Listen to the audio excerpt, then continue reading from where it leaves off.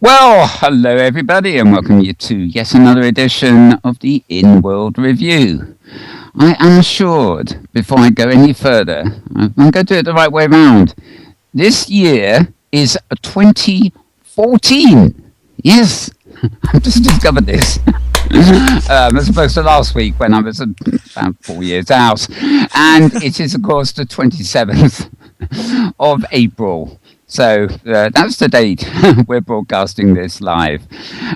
We're coming to you as part of the Metaverse Week in Review, although this time next week we'll be coming to you on the hour, hopefully, because we're going to divide Metaworld News, the Inworld Review, and Metaverse Week in Review's playlist into separate sort of programs, just so for ease of access and various other things. So there's lots of behind the scenes going on today. And in fact, the Metaverse Week in Review will appear after this show.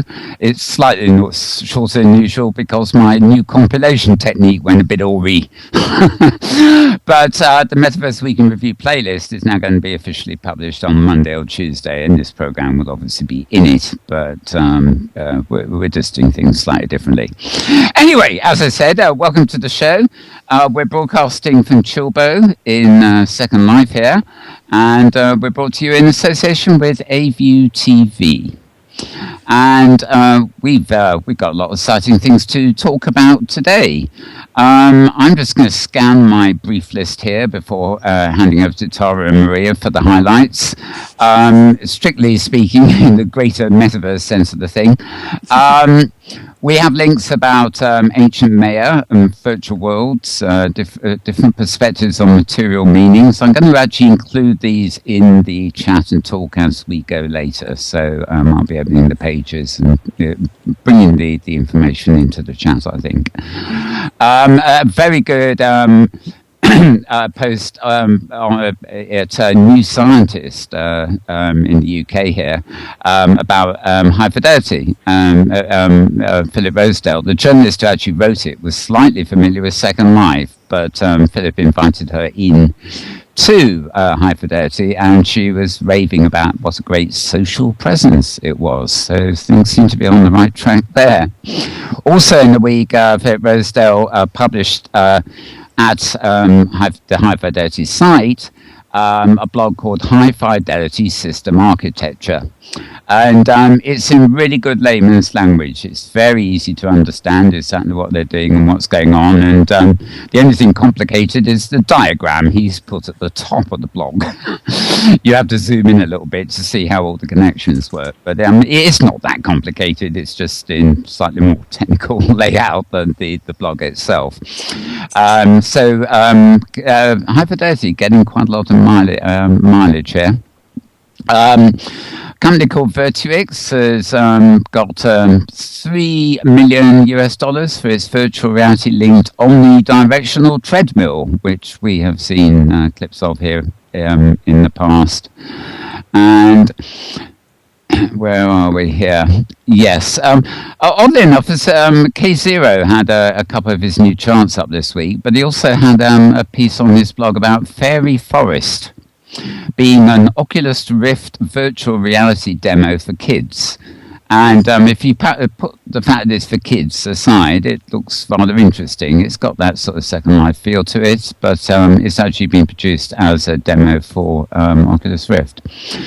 I did find, and I don't think it's in our playlist yet, but I did actually find a video during the week, which for the first time is actually quite a good video of the way a virtual world, it wasn't Second Life, looks in Oculus Rift. I don't know whether you've seen some of the many videos people like Draster have put up where you're actually looking at the twin screen. In other words, he's seeing something in Rift, and the camera that's filming sort of sees these two side-by-side overlapping screens. Well, whoever filmed the clip I found in the week, they've managed to overcome that somehow. So they're actually walking through it with Oculus Rift, and there's a slight curvature to the image, but it's all one sort of panoramic image, which is a much nicer feel from the television point of view. And I also have in the virtual town of Alphaville, students prep up for cyber sieges. This is a weird post at a website called gcn.com. And Alphaville apparently is a town in Michigan. And 30 hackers are trying to shut down the power grid. And this was all a virtual exercise that was sort of conducted virtually during the week. Or rather, it was reported on this week. I'm not sure when it actually took place.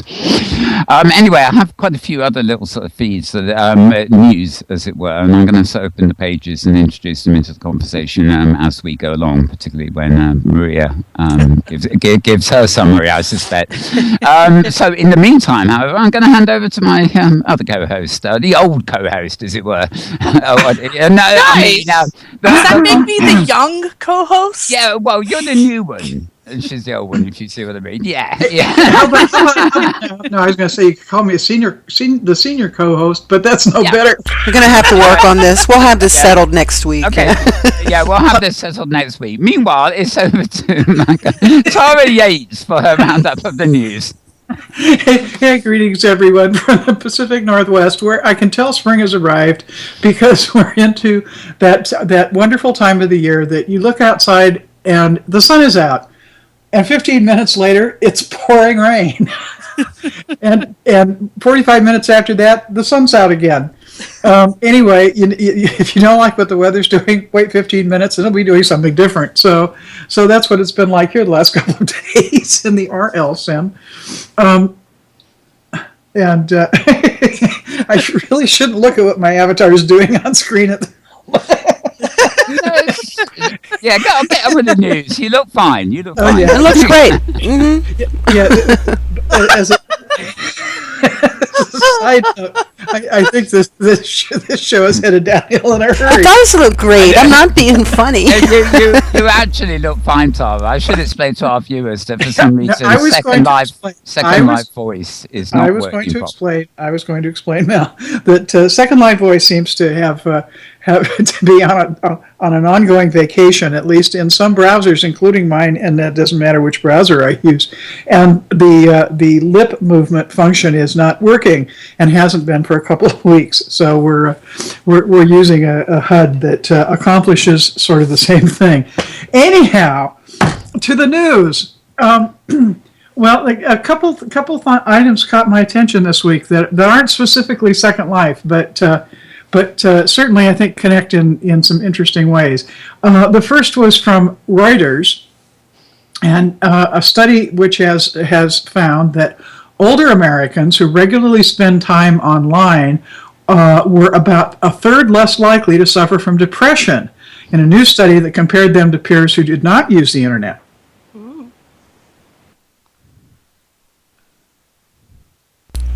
That's great. It is. Eliminating isolation and loneliness, the lead study author said. Depression affects nearly 8% of Americans over the age of 50, or between 5 to 10 million people. Older adults are much more likely to experience depression, loneliness, and social isolation than younger people. To get to their finding, the group analyzed responses gathered over 6 years by the U.S. Health and Retirement Survey, a large population study that focuses on the transitions Americans go through as they retire. Data covered over 3,000 retired men and women who did not live in nursing homes. They identified depression through answers to an 8-item questionnaire, and participants in the survey were asked directly about their use of the internet for email or other purposes. About 30% of participants were internet users. When the researchers compared depression scores, they found the people who were online had a 33% lower probability of depression compared to those who were not. That's a significant difference. And the study did not examine how much people use the internet or analyze the effects of particular kinds of internet use. Previous studies have suggested that older adults are mostly interested in communicating with their family and friends, usually by email. I suspect some of that is a little dated. I think this next study perhaps puts a bit of the lie to that kind of use, or at least expands the universe. And that was an interesting study that was mentioned in Hamlet's blog this week, published by the Entertainment Software Association, their 2014 report, Essential Facts About the Computer and Video Game Industry.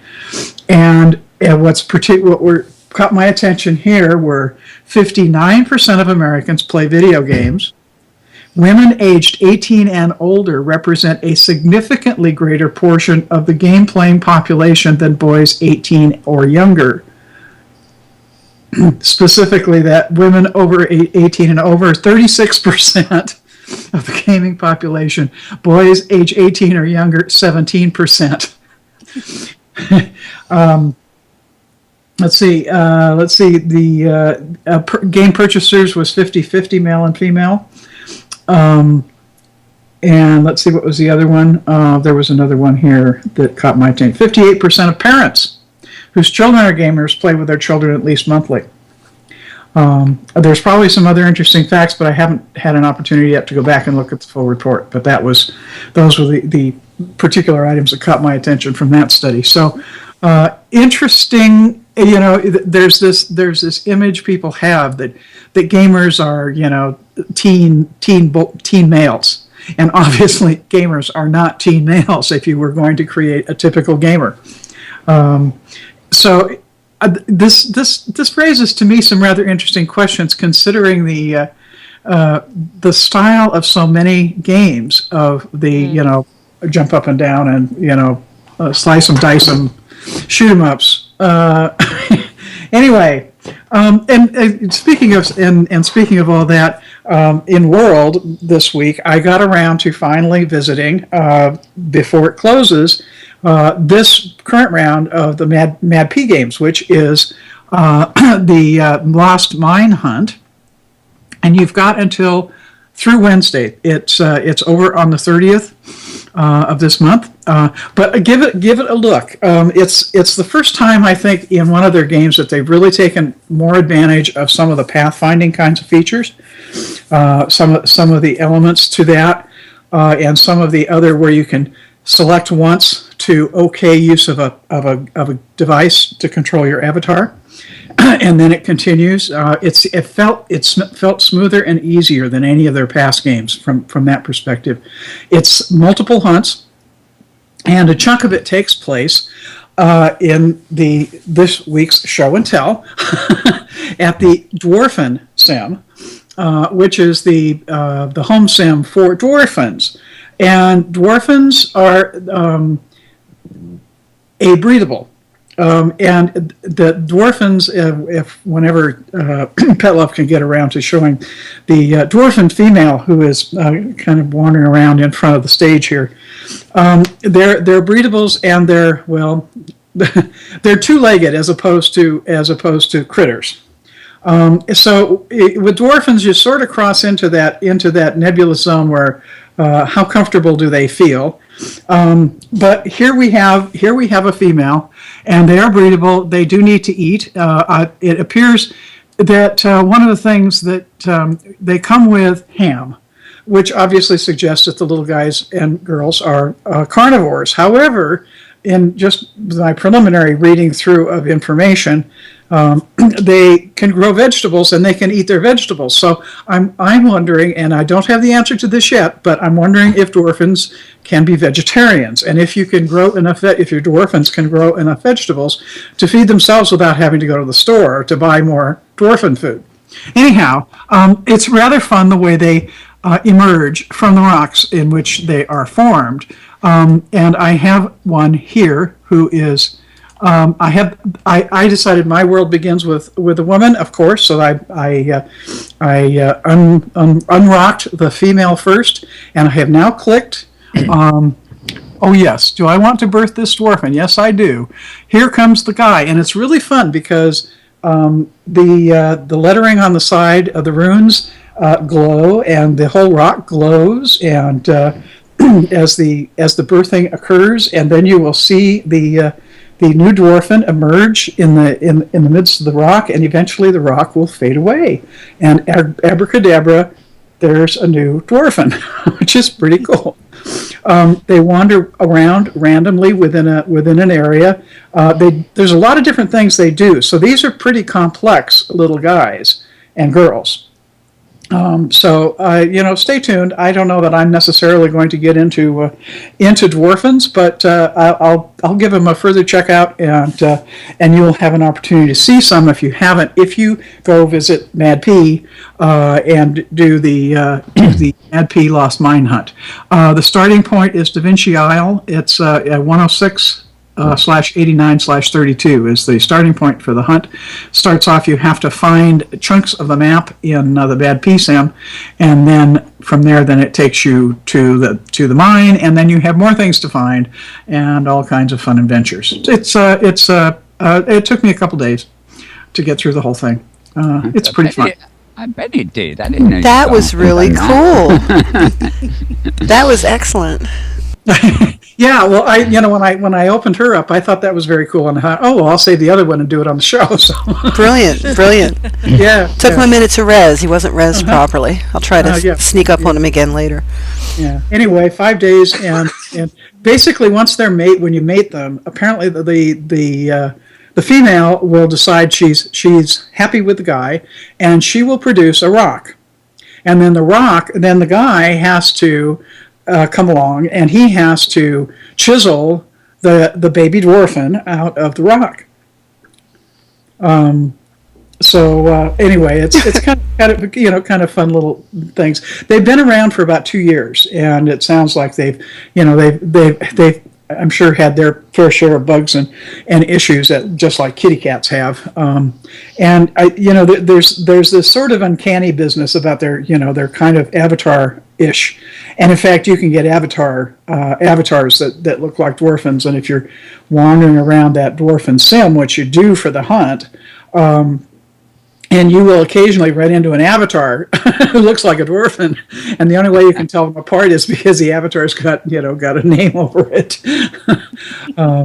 Anyway, just something else to check out and admire the creativity of. They apparently change their movements, and they do various things. I mean, they'll mine, they eat. They'll grow vegetables. I'm not sure what else because I still have lots of things to read. Apparently, they mate. Well, actually, they don't go off and do things in the bushes like one might expect. That's why I say the female will create a rock, which then the male has to come along and chip the baby out of the rock. So. Okay. Just another form of reproduction here on Second Life. All very civilized, really. Yeah. Child-friendly. You do not need an X-rated sim property in order to to have dwarfins. Yet, right? Yeah. Well, I'm sure somebody's working on one. God, I hope not. Anyway, that is it for me for now. I'm going to toss it back to Mal because I'm really looking forward to hearing what all other people have today. Yes, indeed. Well, we'll certainly have more news from Second Life shortly, especially art and destinations, because we're joined once again by Honor McMillan. So I might as well say it now. Hi, Honor. Hello, it's a pleasure to be here. We'll be back to you shortly. We also have Petlove on the seat again, so hi, Pet. You've probably already heard the voices in the background, you see. But before hello. But before that, we're going to go and get the latest news from OpenSim and the Hypergrid and stuff like that, particularly from Maria Korolov. So welcome, Maria. Thank you, Pal, as always. I was just singing. Carry on. So let's see. The biggest news this week in OpenSim was the Metropolis Grid celebrated its 6th birthday yesterday. That was a very big party. You can read more about it on their website. And you can probably still visit some of the builds. I'm posting it into local text chat right now and into our talk channel, so that if you want to paste it somewhere else in the live stream or wherever we are. So this is it's one of the oldest grids out there. It's a free to connect grid. It's an open grid. You can hypergrid teleport in and out, and also you can have a region running for free on your home computer, and you can connect it to this grid and be part of the grid at no cost. The upside is you get to be part of a grid for free. The downside is a lot of the grid is composed of regions running on people's home computers, and you never know if they're going to be up or how fast they're going to be or how laggy they're going to be. So there's pros and cons to that approach. It's both German and English language grid, and its main claim to fame was that it got into a big fight with OS Grid, which is the biggest open source grid, OpenSim grid in the universe. About a year ago, there was a big scandal, and OS Grid closed off connections to Metropolis, and a lot of people in response left OS Grid to go join up with Metropolis Grid, or at least talked about it loudly. I haven't really seen a lot of difference in OS Grid numbers since then. So it kind of raised the profile of Metropolis quite a bit as a result for negative things, unfortunately. This goes back to the whole no news is good news approach to grid publicity. So what else has been happening?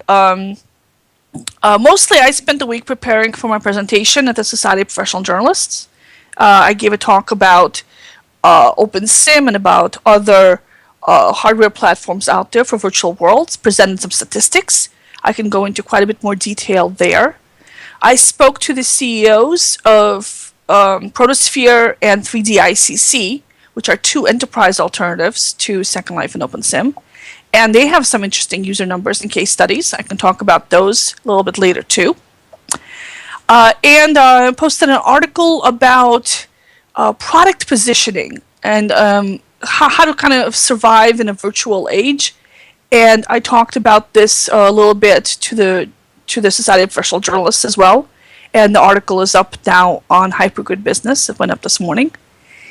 And the last thing that I would potentially want to talk about here today with you guys is that after my talk, some of the journalists and I were discussing how journalism would change in the metaverse, and we were coming up with some scenarios where we can use virtual reality to tell different kind of stories and to do a different kind of connection with our readers and audiences. And I can talk about that further on as well. And finally, this week I finally fixed the gates on Hyperica. Hyperica is right now the biggest place in OpenSim where you can go and find gates to other grids. And I've got about, 120 gates on this region. And the scripts were old and dead, and gates were like resting on top of themselves. So I went through and I deleted all the ones that didn't work and put in fresh new scripts on all 120 gates. Now, and that took a lot of time this week. Fortunately, it was routine, so I could watch The Big Bang Theory while I was doing it. And so now all the gates work. Doesn't mean that all the destinations are active, but they could be home-based regions, it could be down, or it could have moved. But all the gates themselves work. So please stop on by. It's hg.hyperica.com:8022. That's what a hypergrid address looks like. So you can visit there from any hypergrid-enabled grid. And as part of it, I've also updated my Hyperica Hypergate script, and I just posted that online as well on my blog. So if you want to have one of these gates on your grid, I've added a little bit of functionality that it checks whether the destination is up or not, and if it's down, the gate actually goes black automatically. Because you can do that in the Hypergrid. You can check if a destination is up or not. My eventual plan is to keep track of how often these destinations are down, and the ones that are down a lot, rank them lower in their rankings, in the Hyperica rankings, so that the destinations that are always up get rewarded.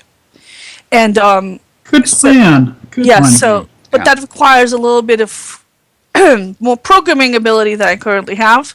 but I'm working on it, and I've got a couple of assistants helping me out with Hyperica. I want to thank one of them, Mary Schoenbach. She is the virtual world gypsy. She does open sim design and consulting. So I want to give her a plug. Thank you very much. And we've decided on a Southwest Santa Barbara style theme for the Hyperport. And so it's going to be interesting to see what that winds up looking like in practice. And I like the idea of the sunshine and the bright colors and all that.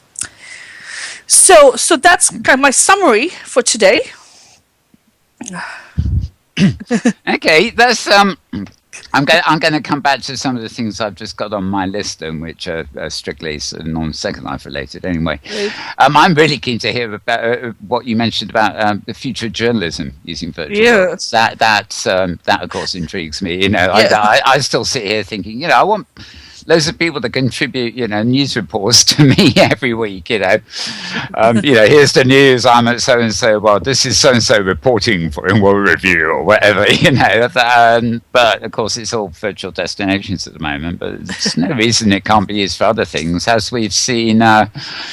Literally this weekend, there was the education conference was largely on the web rather than in World, but Virtual Ability had a conference last couple of days, which of course has all been in World, but the subjects being discussed were pretty much what you might call outworld material. So it was a case of the in-world environment is simply used as the meeting platform to hold the conference. The actual subject matter goes, way beyond virtual worlds and everything else.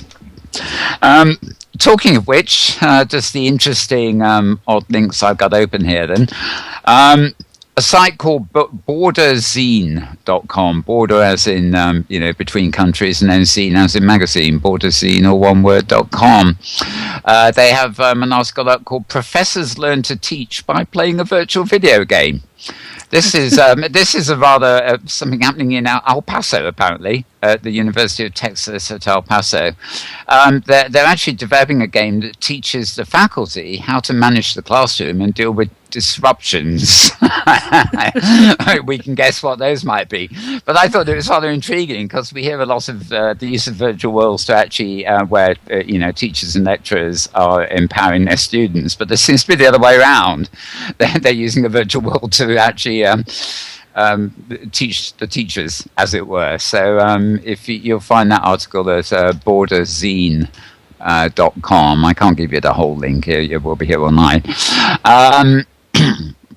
Let me see. I seem to have got a different page up here. While you're looking that up, I've got some numbers that I want to share with you guys. Sure. The video, some of these just came out. The video game industry made $20 billion last year, not counting hardware. There was more than the publishing industry, the movie box office, or the music industry. Yeah. And the top movie was Iron Man 3 with $500 million the first weekend and $1 billion total for the year. Grand Theft Auto 5 made twice as much. It made $1 billion the first 3 days. Everybody out there who's arguing this is a niche audience, this is not a niche audience. Yeah. Not a niche audience. Stop saying me that, people. 20 billion is not. It has been really for quite a long while. I mean, you don't call it the box office, but the income from games has exceeded movies long ago. Well, of course, it is reflected in the price of games. I mean, I know, online there's a lot of free-to-play ones now, but, you used to pay, what was it, over $50 for a box game on CD or whatever. And even back in those days, they were seriously bigger used than film in many cases, especially the big sellers. So, and I think it's really interesting that the stories that are being told in games are really interesting, powerful stories with character development and moral issues. I mean, and yes, some of them are just shoot-em-ups, but then so are plenty of books and movies. So Iron Man, for example. Sorry. You cannot, at this point right now, you cannot say that movies or books are worthy of, reviews and coverage and mainstream publications, and the video game industry just deserves a footnote. And that's just not right. That's just not right. Anyway.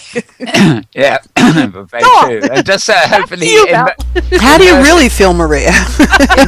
Immersive places and virtual worlds will enter the league there somewhere soon. Who knows? Something... Krista Lopez basically published a blog during the week. I think it was Tagide, TAGIDE.com, and optimizing Open Simulator Part 1. Just basically, if anyone is interested about the behind the scenes stuff with Open Simulator, announcing the Open Simulator Community Conference, of course, but basically a sort of behind the scenes update with some interesting stuff there. And actually, I think we both found this link simultaneously, Maria, and the entire country of Denmark has been recreated in Minecraft. And this is true. This is the entire country of Denmark, and it is at 1-to-1 scale. Virtually, which is really pretty phenomenal when you consider it. It's all powered by open data systems, I gather, that have been imported into Minecraft. So you've got a full-size Lego recreation of Denmark. Yeah. Well, Minecraft recreation, right. I should say. It's the same as Legos, really. Right? It is, yeah. It's a virtual Lego, yeah. But, I mean, that's an amazing undertaking. I mean, Denmark is no small island. I think it might even be bigger than the UK. So to have that at 1-to-1 scale is fascinating. Apparently, it's not going to be online for long, but they're going to keep main bits of it up or something. But it's online temporarily and 1-to-1. Okay, can you imagine Second Life or something like that, where everything's scaled 1-to-1 and you got the whole planet? One day, we will have it.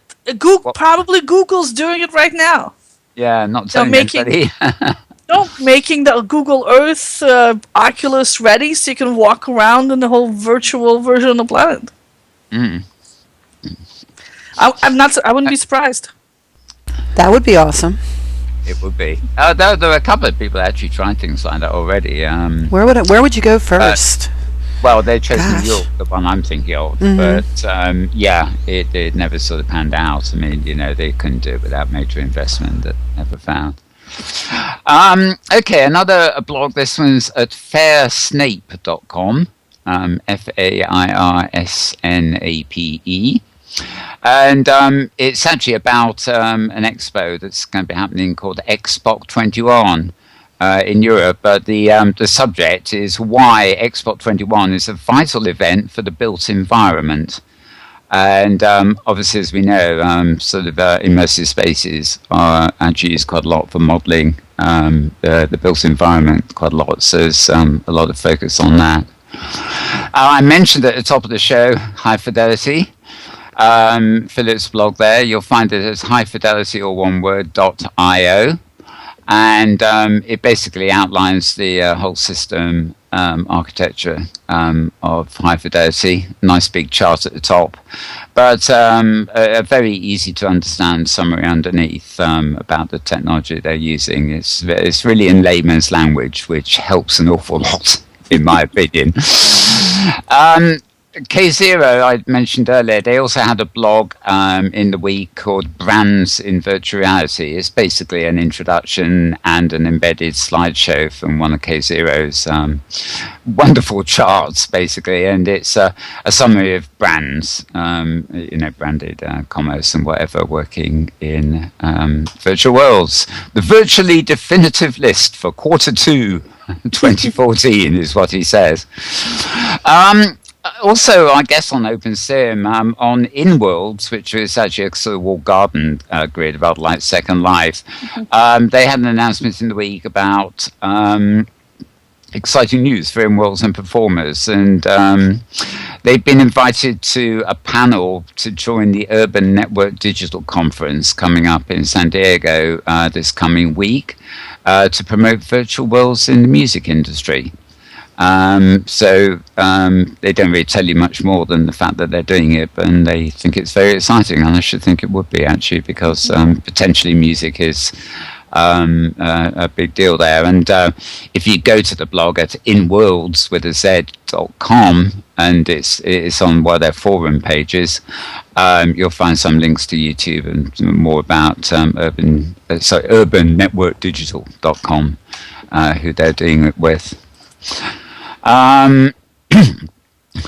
Mindshift. This is a site called blogs.kqed.org. And they have an article, inventive games that teach kids about empathy and social skills. This resonates with what we were talking about, or Maria mentioned earlier when we were talking about games. It's not all shoot 'em ups. This is about games that teach kids empathy and social skills. And right on. Good things to be learning, I think, especially empathy. A blog at UK Now, or one word, .uky, that's uky.edu. And the post is about a virtual laboratory that prepares undergraduates for professional level autonomy. Yes, indeed. They basically learn how to dissect people, and maybe animals too, using a virtual environment with virtual avatars that are kind of fully equipped with all the human innards so that they can cut them apart. Serious stuff, though. It sounds flippant, but very serious stuff. That blog post, oddly enough, although it's called UK Now, is actually from the University of Kentucky. Although, ironically, they are talking about a college of medicine in the UK here. So you've got UK Now for University of Kentucky, and the subject is a UK thing. Very slightly confusing, if you're just focusing on the words at times. Right, here's switching to another tab. It's that the browser doesn't want to work. Yeah, here we are. Oh yes, now I mentioned Virtual Ability earlier, who've been doing, been having a sort of serious disabilities related conference using Second Life the last couple of days. Gentle Hiron, who is an amazing worker. She not only runs Virtual Ability, but she does so much other stuff, transcribing and all sorts of other things in Second Life. Real power horse of a woman, for want of a better word. She was actually in conversation during the week on a service called Blog Talk Radio, and there's a program called Talk with Marie. And since I've opened the page with the link within a link, I'm just going to click on the link so that I can give it you. See if I can give you anything better than you can find the information at blog.virtualability.org anyway. If Blog Talk Radio doesn't seem to want to open, it'll probably blast us off the air in a minute. Yeah, Talk with Marie. So www.blogtalkradio.com/Talk with Marie. I think we'll get you there. All right. One more I had here. Yes, I mentioned this at the top of the show. In fact, Virtuix has stepped into a $3 million funding for its virtual reality-linked omnidirectional treadmill. Mm-hmm. And actually, in recent weeks, we've actually seen people on this treadmill with Oculus Rift combined. So they use the... I told you we'd get blasted out. It just started playing. I'm very wary of some of these sites that you open up and they play without you giving the option. Sorry, so where was I? There. So this was actually quite interesting because the whole treadmill kit is something you hold and you walk on and you turn and things like that, and it's not a visual display as such. So combining it with something like the Oculus Rift does sort of make perfect sense. Yep. We've also had a sorry. I was going to say, you don't have to use it with the Oculus Rift. You can stand in front of a large screen, for example. It replaces your the movement keys, so you can move forward and back and duck and jump, and you can run, and obviously stand in one place. So so for example, you can have a screen that shows a beautiful landscape that you're running through, so you can use it as a stand in place jogging kind of thing. That's its attraction, actually. You can get physical exercise when you're running through a virtual landscape. That was the original goal of it, yeah. But it was a perfect fit for the Oculus. And so putting on the Oculus, and many of the demos have him holding like a gun, like a plastic gun that is designed to work with these games. So you can actually spin around and shoot the gun in different directions and move your body and move your head like a natural person would in all these various ways without having to figure out, okay, what's the joystick button for the head tracking, what's the joystick button for the gun tracking, and what's the one for the movement. You can actually use your body for these three things independently, which is a very, very cool and immersive thing to do. So it's very powerful, very scary when you have stuff coming right at you. Yes. And you can peek around corners and duck down under things, actually duck down to have things go over your head. So very cool, very exciting. I wouldn't be able to buy one of these for my own house, but I could definitely see going to an arcade and playing on a kind of a more robust version of these. I think it'd be so cool. It might, that's a good point. It might reinvigorate the old game arcades, which are very much a thing of the past now in some ways because of what they. Well, we still have them in our mall. I haven't seen one for years. I'm not saying they don't exist. I just never go out. Okay. yes, they are. They're still there. I still look back fondly, and I can still use it. I had from the 90s. Philips brought out a gaming sort of device called CDI. It was before PlayStation. It was the days that there was CDI and 3DO, I think, was the other one. And it played its own particularly manufactured CD-ROMs and video CDs at the time, which was a plus point. But it came with what they called an air mouse. And this was before the recent things like Leap. And it was actually wired, but it had a very long wire. And on the end of the air mouse itself was a gun. And, it's very easy to think of the gun as the shoot-em-ups and the games like that. But actually, I wonder sometimes if it isn't actually one of the perfect shapes, because in terms of being tactile, clicking, you have the trigger to click. You had a little mouse, you had a button on the side, which was the equivalent of your right click. And before you started using it, you calibrated it to your screen. So it knew how far away from the screen you were, and it only ever moved within the parameters of your screen. And there were games on that. Anything that involves shooting, I fail miserably at. But I swear to you, I spent a couple of years with my online, not online, sort of massive CD-ROM encyclopedia. And it was a perfect way to browse. I'd just find a subject, shoot it, and then it would open a page.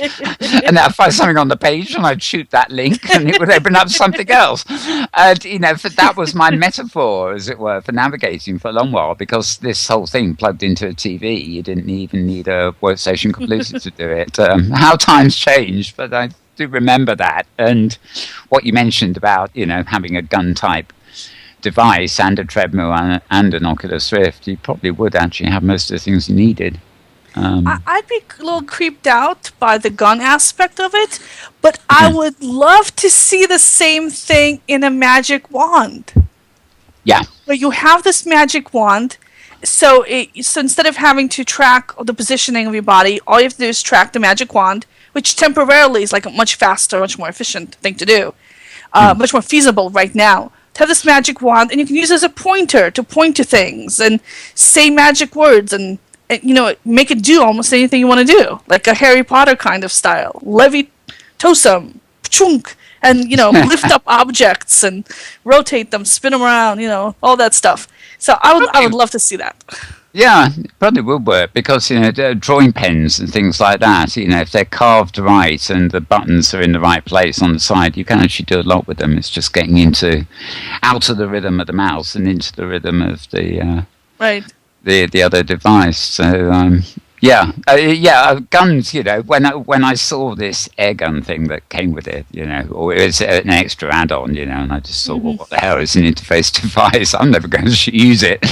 But in fact, I did because it turned out to be not a weapon, but a very useful tool in my arsenal, as it were, for very different things. So In your arsenal. yeah, exactly. A slight appropriate reference there, maybe. Anyway, that's yeah. I think I've covered all my my extra things there that you didn't touch on. So I think the best thing is we'll come back to some of the points you raised in a bit. Let's just move over before she falls asleep on us to Honor. Hi, Honor. If you're still awake. I'm still awake. Of course I'm still awake.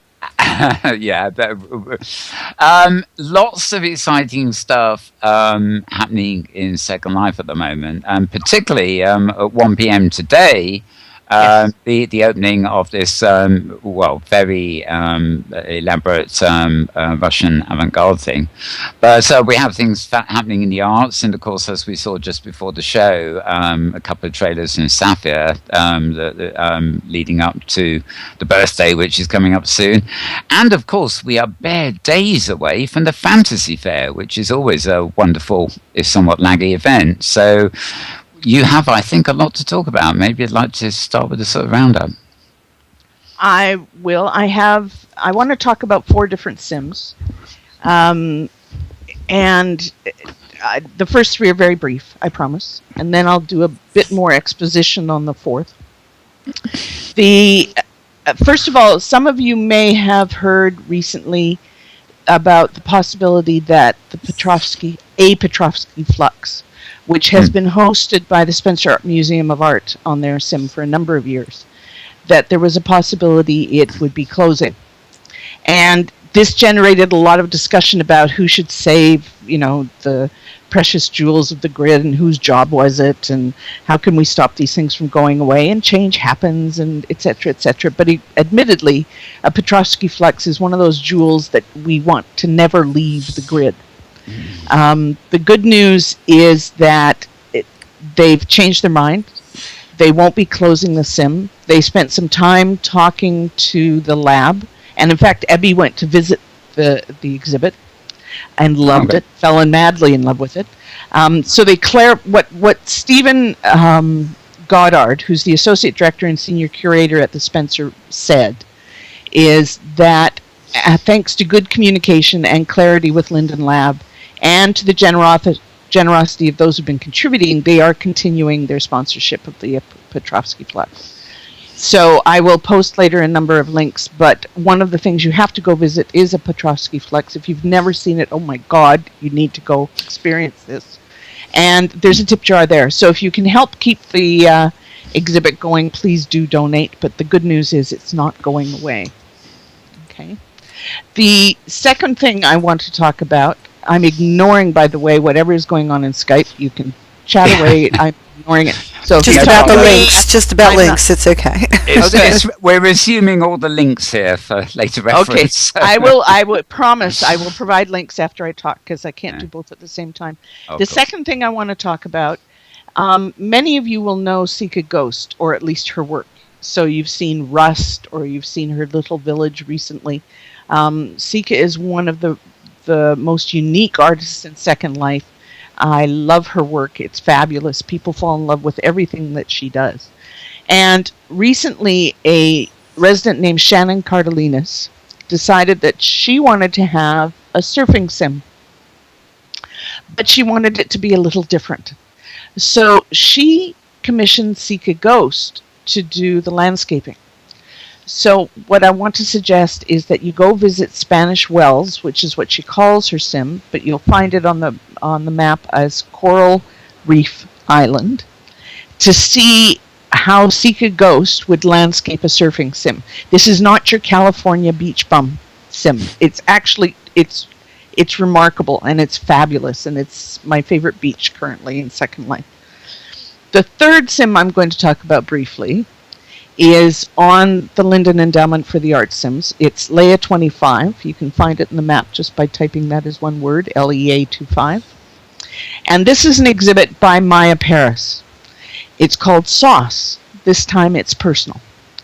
And there's in the media material that she handed out, there's a quote from something called the Fish Slappers Gazette, which says it's like sucking real life through a straw. Yeah, it was wonderful. It is. And this is Maya's take on the navigation today through the modern dating scene.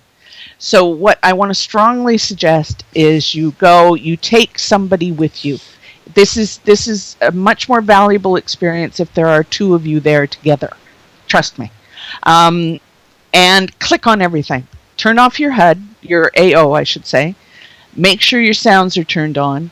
And click on everything, and you're going to have a wonderful experience. And if you laugh nearly as much as I did, you will never forget it.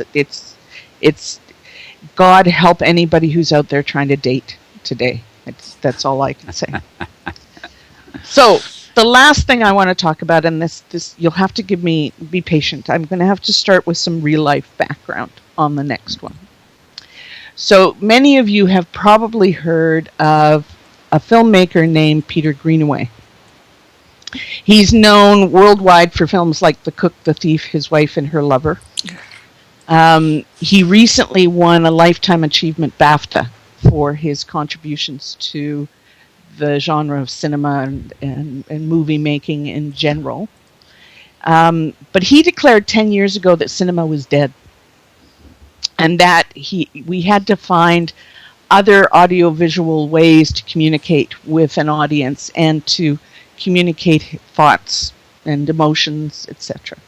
So think of him as a multimedia artist, but not necessarily your typical filmmaker.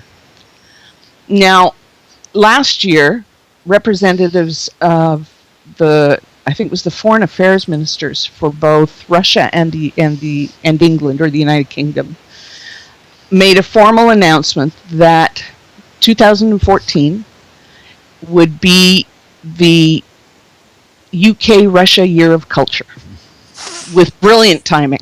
Okay? Yeah, it's just yeah, exactly. So, yes, and timing's everything. So, yes. So the idea was an entire year of cross-cultural exchanges. And joint funding would be provided for the selected projects by the Russian Ministry of Arts, and in England it's not the National Arts Council, because it's Arts Council, yeah. The British Council, I think. Arts Council. It's called the British Council, which is the Arts Council of Great Britain. Oh, sorry. No, the British Council and the Arts Council of Great Britain and the British Council are separate. Actually, it may well be the British Council. It is the British Council. Yeah. It is. They're more involved in international development than the Arts per se. Yeah. So one of the projects that was selected was a multimedia installation by Peter Greenaway and Saskia Bodica. And I'll say right now that I will probably mispronounce half the words I'm about to say, but Russian and Danish are not my languages, or even Dutch, which is what Saskia is. You'll know Peter Greenaway, as I explained, and Saskia is a theater director. She's known for opera and a variety of other large performances. Peter recently wanted to change the media handouts for this exhibit and say that Saskia deserves most of the credit for the curation and the content and the approach to this particular exhibit. But what they've done, and what opened on April 18th at Moscow's Manege, which is an exhibition hall which is just off Red Square, and it's just outside the walls of the Kremlin, is a 5,000 square meter exhibit on the golden age of Russian avant-garde art. So I want you to imagine that they've taken and they've gotten works of art from museums around Europe and around Russia. Over 1,000 pieces are represented in this exhibit. Much of it is a multimedia installation. So the focus of the work is the early 20th century, and avant-garde artists, constructivists, that type of genre of art, which you may know nothing about. It's okay, I didn't either. As part of this exhibit, and the reason why I'm talking about it, Peter's wife is Saskia Bodica. She's not only his partner in this endeavor, she's also his wife. She is also somebody you may know in World as Rose Borchowski, which a very well-known artist in Second Life. And one of the things that Saskia/Rose did was decide to link an Inworld exhibit with this particular exhibit in Moscow. So what she did was she contacted Bruno and 6 other artists and gathered them together, and they've been working for months on an exhibit on Leia 8 and the topic obviously is Russian avant-garde art. And each of the artists was assigned an inspiration, an artist from the early 20th century, and asked to do their take on these works. In the exhibit hall, in these 5,000 square meters in Moscow, there are 4 terminals. So imagine there are 4 computers.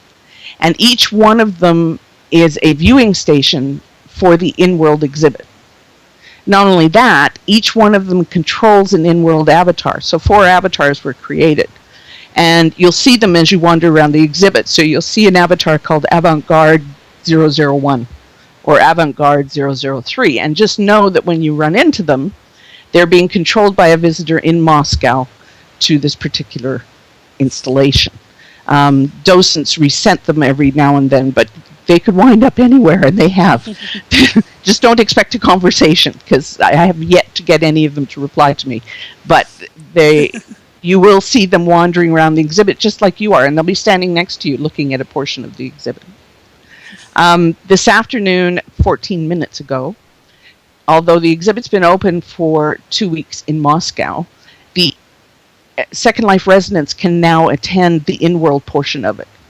And it's on Leia 8. Just type LEA 8 into your map and you will arrive there. At the landing spot, you will find a number of free avatars by Alpha Hour, who is one of my favorite avatar creators anyway.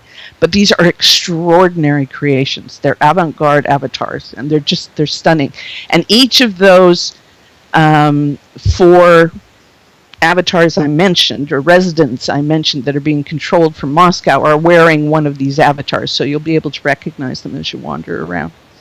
You will see a red line on the floor. This tip is important because it's a little difficult to navigate if you don't follow these instructions. There's a red line on the floor. Follow the red line through a glowing doorway, and you will enter a huge creation by Bryn O. And if you look around, and you really need to look around and look at everything that's there, but if you look in the air, you will see metal catwalks. And if you follow those metal catwalks, you'll be able to visit all of the other installations that form part of this exhibit. So you will find work by Alpha Hour, as I said, who's from Turkey, Bryn O from Canada, Kerr Blaylock from the United States, Eupalinos Ugujin, who some claim is from France, but he keeps insisting to me he's not, so God knows where he is. Joe Ellesmere in the US, Nessuno Miu in Italy, and Soror Nishi, who's from the UK. Each one of them, as I said, was given an artist, and so all the exhibits are very different, but each one of them is stunning. And I have to tell you that the freakiest one, from my perspective anyway, is Joe Ellesmere's. So you go and you walk up a catwalk and you see this giant piece of art and a small chair and an avatar sitting in the chair. And then the avatar gets up and moves across what is essentially a stage, and it's 5 avatars. And they merge together and they separate and they mimic each other's movements, and then they dance differently with each other. It's a dance.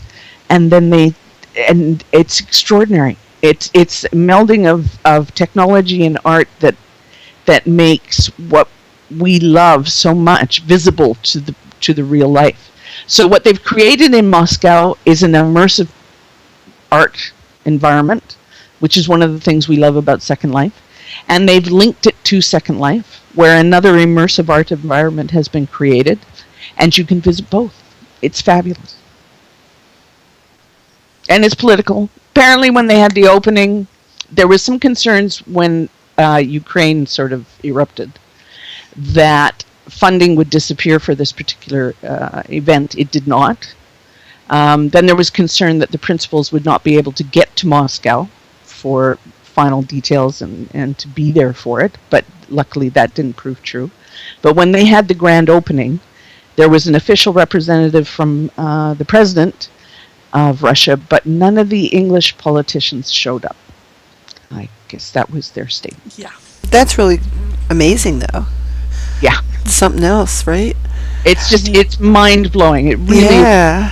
One of the links I will post, there's a number of links, and if you go into Google News and type the golden age of Russian avant-garde, you'll find a number of articles in Kazakhstan and Moscow and England and various other places about the exhibit.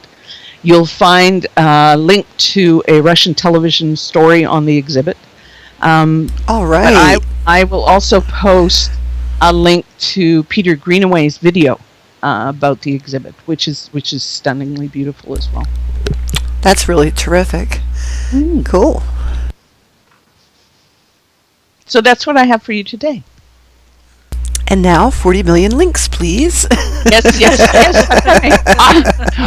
Separately. I've just realised that I was interrupting there, and I've been muted all along. Great. The usual story. Don't hit the mute button if you go and forget to put it on again. That was fascinating. I almost worried actually when I heard publishing the links to all that stuff, because I thought, if this comes to the attention of the mainstream press, which is always a nice thing, then are the politicians going to turn around and say, hang on, we're going to stop this? Oh no, because they didn't officially sanctioned and supported. It's just politically they decided not to attend the opening. Yes, exactly. It's not the best time, but because Putin, I know, was involved, wasn't he, personally in some way? And he and his wife were the co-curators. It's their exhibit. Oh, they created it In Second Life. Well, his wife Saskia is coordinating and curating the exhibit in Second Life. That is so cool. She and he are the co-creators and the moving force. They created this exhibit in Moscow. They're the ones who negotiated with all the various museums to get the art brought in. They created the audiovisual, all of it. It's their exhibit. That is really, really amazing. It is. It's nice to know we have the Russian president's wife in Second Life. Maybe we have their ear, too. Maybe we could ask them for a favor. No. The Russian president's wife in Second Life. Oh, come on. Get her. Peter Greenaway's wife you're talking about Rose. Okay. Right. Well, we're at cross purposes there. Had me going. I should not have mentioned it. Yes. And Peter Greenway is in Second Life now and again too, but it's mostly his wife. Yeah. Right. Well, that's cool. I mean, that really is the major, the major event. You yourself did a blog on it this morning, of course. Yes. I think it was this morning. Yeah. But Lyndon's posted a blog on the official Second Life website about it, and I imagine. It's about soon right now. How long is the Second Life component going to be open for? A couple of weeks? Well, that's a good question. The Moscow component closes on May 19th. Right. I don't know how exhausted they'll be by then. So I would try and go see it in the next couple of weeks. Yeah. Well, good luck getting in, but it looks like it's something that is totally well worth. Seeing massive, as Anna said, a massive project. Yeah. Okay. So there's the highlights. Let me look. I know what I want to get into. If we've got any more news about this, we got the brief rundown from Safia last week. Days away now, the Fantasy Fair, which of course is in aid of Relay for Life. Yes. That's always gorgeous. And they have 2 hunts this year, I think. That sound great. Yeah, this audience, I haven't seen any yet, but apparently during the week they invited machinima makers to apply to actually go in advance so that they could get film footage done. that's nice. Prior to the public arriving. I haven't seen any online yet, but by this time next week, maybe we'll have some. It's. I have no idea what it looks like, although I have seen some photos online of various parts of the build. It's always like a fairy tale, or several fairy tales mixed into one. The theme is fantasy, and the builders and artists just go overboard in that sort of wonderfully sort of otherworldly way, and you'll get this sort of rickshaw kind of town from like a fairy tale, and then sort of move around the corner into something really exotic, and it all sort of joins together rather nicely. So it's always been a wonderful event, and of course all the money raised there goes to a very good cause too, part of the Relay for Life season. So maybe I'll even get in there before next week's show and be able to bring you further news. Right, what have I got in other links here? I'll quickly open this one. This one has somehow ended up in my wrong feed. It's gone to my Inworld feed. Well, I don't know why it shouldn't. Rather than my main feed. Oh dear, it's a Scoop-It thing. I've got to run through various links to get to it. Basically, it's a resource with a lot of free, I hasten to add, sculpts, meshes, and various things that have been created that you can, some thousand of them. The page says it's showing 1 to 99. I hope this doesn't mean it's not going to take hours to load. The link I seem to have here for it, although it hasn't fully opened yet, is secondlife.mitsi.com. That's mitsi.com. So secondlife.mitsi.com. Mitsi.com being the actual site. Phase Damasis Adventures in Second Life, and here we are. Yeah, 3D sculpts, objects, OBJ files, DAE Collada meshes. And the opening page shows you the first 100, but there are well over 1,000 there that you can scan through and download for your own use. So I imagine, especially in OpenSim, these could be very valuable indeed. I was just looking at it this morning. There's a lot of Linda Kelly content, organized in a different way than the Linda Kelly site, which is right now kind of difficult to navigate. So this particular option may be easier to use for some people to actually find her things. Yeah, it looks so easy to navigate. Despite the fact there are lots of things on the single page there, but it loaded pretty quick, so it's it looks like it's okay. And you can use it for Second Life too. Just because you can upload it to OpenSim doesn't mean that Yeah, I'm just thinking people, now mesh is becoming so commonplace in Second Life and on OpenSim for that matter.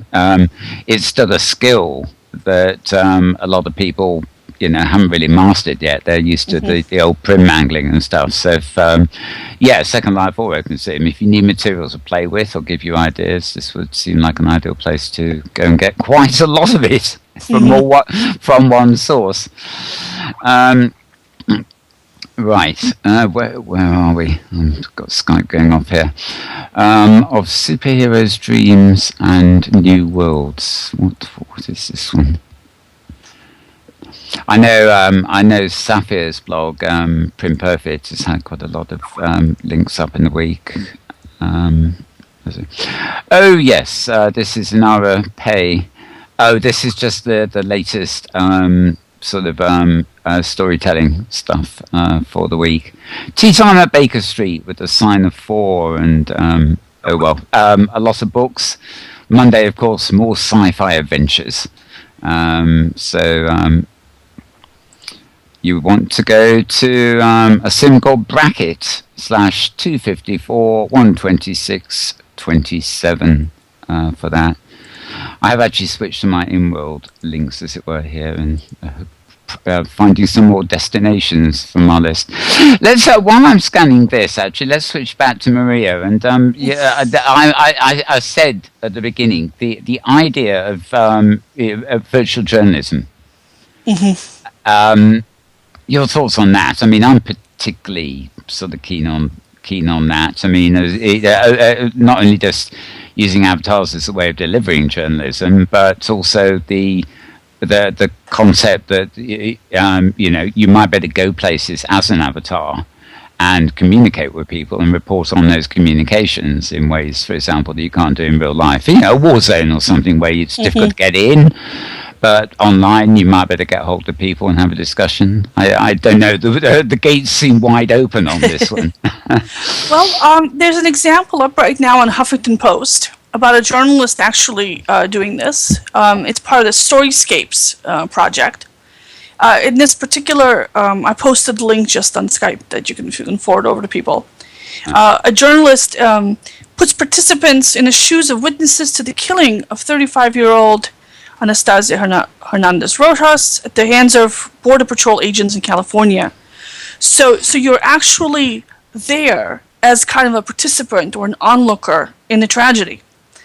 So the story was just posted a couple days ago. So that was before I went to the I didn't see it before I went to the conference. Otherwise, I would have mentioned it, because we were talking about these things as like far off in the future. Well, clearly, it's not that far off in the future if people are already doing it.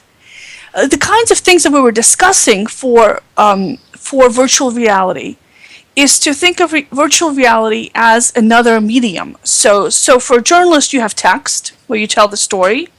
You have photographs, where you can show a particular aspect of the story. Video, which is a very different kind of storytelling medium that you can use in addition to or in place of the written story. And so with the immersive component, it can become like an added part to the story, or a different way to tell us the same story. So, for example, say if you have a tsunami hitting a particular area, you can have your readers go into a virtual reenactment of it, so they can see the actual scale of the disaster as if they had been there. So, for fundraising purposes, obviously, you really want people to feel that they're in the middle of a tragedy. Another example would be more of an ethical or moral kind of conundrum, like the Trevor Martin case, where you can go in as a participant in the situation and ask yourself, what would I have done differently if I had been there, and have it played out from or experience it from both directions, from both as the victim and as the perpetrator. Would you have acted differently? Another example of virtual reality adding dimension or context to a story could be a what-if simulation. What if global warming hit your area and temperatures rose by 10 degrees? What would your area look like if that happens? What if you were 20 or 50 years older? How would that affect your financial planning, for example? And people are already doing this as an example in virtual reality, where if they show, even without virtual reality, if they show you an age-progressed picture of what you're going to look like, your financial decisions are going to be different than if you hadn't just seen that. So you get primed. You position yourself in that place as an older person. Well, if you're in the virtual reality as the older person, that's going to prime you even more. And we've already seen experiments where people are testing this out. So those are potential ways that virtual reality could be used to enhance traditional reporting. I can't really think of, I couldn't at the time, and I still haven't, thought of ways where virtual reality could be used to replace traditional reporting, except for one case, and we talked about this at length during my actual talk, which was the use of virtual reality artificial agents, or NPCs, scripted bots, to take you around a news scene and tell you personally what happened and answer your personal questions. You can have Walter Cronkite or Oprah or Peter Jennings give you a personal tour of the news and point out where things happened, and then they can stand back with you and watch a replay of the event on video, or a replay of the event in 3D, because now that we have these 3D cameras, you can actually record this stuff in 3D, so you can walk around it and you can see it happening. So that would be a very, very powerful way of delivering the news, where the narration, the story that is told to you isn't told through the virtual environment so much as it's told through a person who's there with you. And high-profile journalists could decide to license their likenesses for this purpose and make some money doing it. So this would be a very a big shock to the news industry if this became widespread. What's the role for individual anonymous reporters? Well, talking of shocks to shocks to the industry. I mean, I was actually thinking of one other instance too, which we know from Second Life and to a certain extent OpenSim, and that is like global outreach, diplomacy, and how communities and cultures can connect in the virtual world, where in fact they can be bitter enemies or just not connect in the real world environment. And it occurs to me, I mean, let's just say take something like the Crimea at the moment. The American-based reporters or the Western-based reporters, let's think of it that way, are obviously feeding the proprietors of the news channels who are supporting the Western viewpoint. Naturally, the Russian ones are, supporting the Kremlin viewpoint or whatever. There is some flexibility. I don't know. I listen to Jon Snow over here on Channel 4 News, and they do try to reflect a bit of all sides of what's going on, but increasingly they are trapped within the parent media companies, and who, even if they don't censor themselves, the media company that's going to transmit the news bulletin will censor them. And it occurs to me that using independent media and maybe virtual media too, you can somehow represent both sides, and you can actually deliver reporting from just two perspectives at once, whether it be separate cameras or get the reporters in dialogue. So so as a viewer wanting to know what's going on in the world, you can get a better idea of multiple perspectives rather than the perspective that you're force-fed by existing television and things like that. Well, that's the advantage we have on the web right now. You can go and you can watch the Russian reports, you can watch the American reports, you can watch the Ukrainian reports. You can cover this stuff, and you can follow the original sources. Go to YouTube or Flickr, and you will see the photographs being uploaded, or Twitter, by people who are actually on both sides of the conflict, who are right there, normal people. And there's various other non-mass media controlled discussion outlets, Reddit threads, user groups, whatever. If you Google it, a million things will come up. I think virtual reality would just expand on that and make it feel more immediate and personal than it is now. I mean, Twitter already is kind of personal with YouTube and Twitter, because you're getting the average person's kind of take on it. With the virtual worlds, you can actually meet that average person. Say you can have a media-sponsored town hall with people from different sides of the conflict coming together in one place. And you can do it with a neutral startup, or you can do it with a major media organization. Either way, and if it's particularly interesting, then even the startup can see it go viral and make an impact. Or have a third-party news source that's unaffiliated with either of the two warring sides. Like in this particular case, it might be Al Jazeera, or somebody totally out of left field. That's more what I was thinking, because I agree on the web and things like that. We can get all sides of the argument if we hunt for them here, there, and everywhere. But we're getting snippets, or maybe longer things too, representing each side, and arguably we can use that to make our mind up where we stand. But what's missing there in this diverse selection of sources is the dialogue between the sources. So you don't get you don't get a YouTube clip where a chief Russian reporter is talking to a chief USA correspondent, for example, and actually debating the issue. I mean, I suppose you could say the debate is beyond reportage, but... Hold on. Doesn't Fox do that? Don't they have... Do they? Do they? I thought that was the whole... I thought that was the whole point. It's kind of a one-sided debate, a lot of people would say. Well, yeah, but it's a fake debate. Yeah, but you will often have it's a Fox News, which is an oxymoron. Yeah, well, thank you. But the point I'm making is you can put a representative of the other side up on that little Brady Bunch style screen where you have the talking heads, and you can have them pretend to argue with each other. Which we have the format. We have the format. We don't have the genuine content. That's the problem. Yeah, and that's a slightly different issue. This is making me think of Celebrity Smackdown. Remember the puppets? Yeah. Sorry. So the technology is there. Virtual reality technology will help enhance the immediacy and the feeling of presence and interactivity and immersion and connectedness for the viewers. It would be fantastic. But whether we will use the technology or not, that's a different story.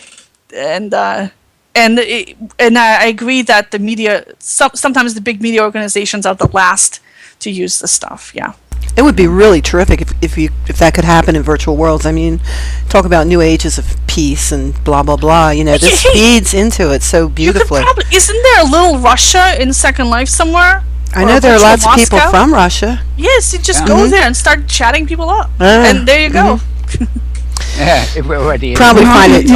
There was that project that was done several years ago around Egypt and dialogue with Egyptians. And I missed that. When was that? It was 6-7 years ago. Was this Dancing Ink? One of the this was Dancing Ink. Rita and Josh, wasn't it? Yeah. There must be videos. I'm sure there were videos, but they brought together some mixed groups, and it was definitely intended as a a citizen diplomacy, ordinary people talking with each other,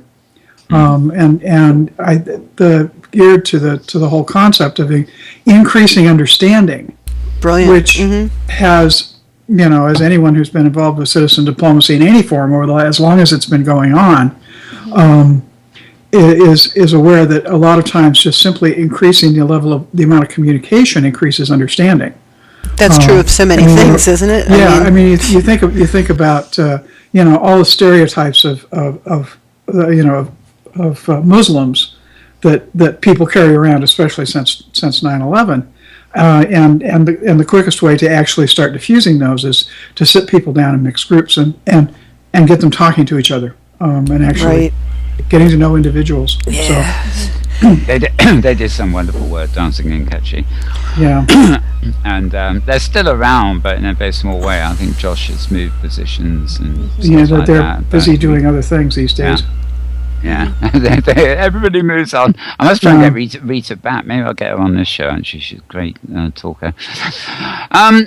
Okay, Maria, you mentioned, I won't ask again how it went in Boston, but you met a couple of CEOs. Give us a bit more on the Boston experience. So I didn't meet them in Boston. I talked to them on the phone. I'm doing a story about virtual reality in the enterprise. And so this is kind of a preview of what I'm finding out. There's a company called Protosphere, which makes a enterprise-safe version of Second Life. And I knew they had a couple of customers. British Petroleum was one. The U.S. government is a customer of everybody's Defense Department. But I didn't really think that they were going anywhere. Well, it turns out I was super wrong. They are a Microsoft partner, and Microsoft actually uses Protosphere to help sell their communication services over Cisco's. So Microsoft salespeople are out there selling Protosphere because when people are deciding whether to go with Microsoft Communications, the link kind of system, as opposed to Cisco's Jabber platform, the Microsoft folks will say, oh, and by the way, with our system, you get a 3D immersive environment that pulls in not only all the communications, but all your Microsoft SharePoint documents, all your corporate directory stuff, all this stuff in one place. You can have a virtual war room. You can have team collaboration meetings. You can have virtual onboarding, simulations, training, all this stuff. And those guys don't. So that was very interesting to me. And as a result, the Protosphere product is now used by 50 of the Fortune 500 companies. So if the reason you're not hearing about companies in Second Life is because they're using an enterprise version of it, and they're buying it. This is not a cheap product. This is an expensive product. What's the name of the platform? Protosphere? Protosphere is the company. Proton Media is the company, and Protosphere is the product. So you would look it up at protonmedia.com. All one word. Cool. I've certainly actually come across references to them quite a lot. In fact, even a few years ago, I was at some British, virtuality sort of expo or something, and they were there. They wouldn't, it was like the people that work for, I've forgotten the name of the company now, but they're contracted to the defense industry, so they will be there publicly, but getting any information about what they actually do out of them was another ball game entirely. Yep. And I think Protosphere has been lurking in the background for a long while on that. So they haven't been doing a great job with public marketing, and their CEO says that they might actually start paying attention to that, especially because they're working on Oculus Rift support. But they are actually making progress and making sales, high dollar progress and sales. Then their main competitor was something called Teleplace, which was based on OpenQuack. It went out of business. OpenQuack was what I was thinking, yeah. Yeah, So, but they were bought up by a company called 3D ICC. It's headed by a woman, Julie Lemoyne, who basically she was using this product. She was working at a big global financial company, and she was using the product, and she liked it so much she bought the company. Like the old hair club for men. Yeah, she bought the company. She's now the CEO. They have over 100,000 customers.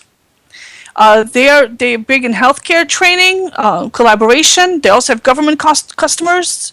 So, and they're in the process of ramping up. And they also have Oculus Rift support. They've already tested it, and it works with their interface. So, I did not know that this was happening. I had vaguely aware that the company existed and was founded, but I wasn't aware of how much money they'd spent improving the platform. And then they're going to have some news coming out. I'm not going to drop I'm not going to drop the line on them now. But they've got some major announcements lined up. So I'm intrigued actually the fact that both these similar sort of things really both do have Oculus Rift support, because it shows that it's not the Oculus thing is being taken seriously outside the gamer and the entertainment field. Well, have you seen the Ford Auto video of their engineers using the Oculus Rift to design car prototypes? No. I think I missed this one. Google this, Ford Oculus. They posted it on YouTube, and it's on their site as well. So normally Ford uses these huge $30,000 approximate price tag headsets. This is what the industry and the military have been using until the Oculus came along, because that was the only thing they had. This was these are very expensive proprietary systems, expensive to design for, proprietary application programming interfaces. So very high end, very expensive. They might only have, a handful of these in a company, or even one in a company.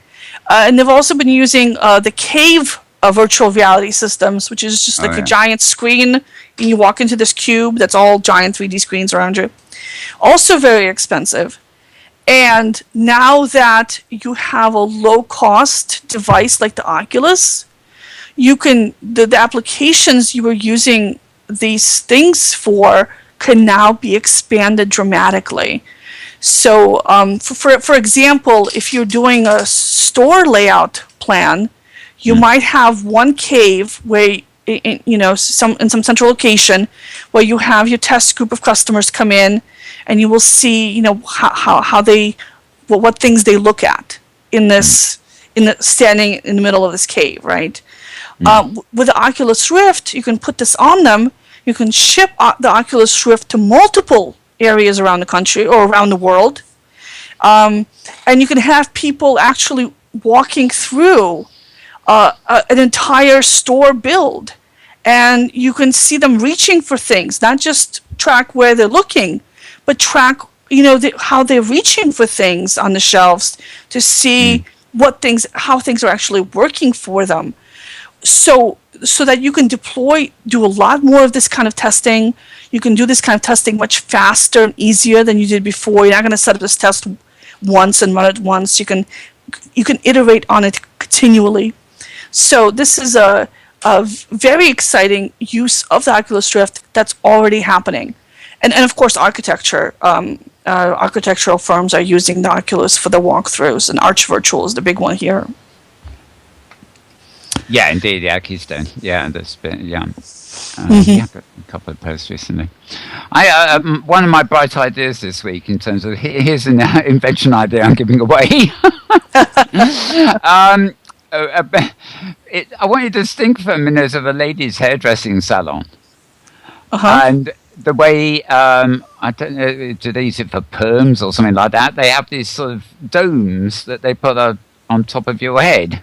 When you're sort of drying off, so to speak. Yes. And a variation of that on a chair, because frankly, Oculus at the moment anyway is not mobile. It needs to be something lighter like glasses. But if you are going to use it in, a set environment, the idea that you could just pull a dome over your head so that it's just slightly removed from, it's not attached to you, but it's close enough that, with all these new flexible displays. They have that on Star Trek, Mal. Oh, they would do. Just kidding. No, I'm only kidding. Oh, okay. Well, Star Trek usually beats me to most of my bright ideas anyway, let's face it. You have a great idea. It's a good idea. Subliminal memory I've got in there somewhere. But yeah, look at the treadmills and everything like that, just sort of keep thinking, well, there must be an alternative to that clunky thing on my head.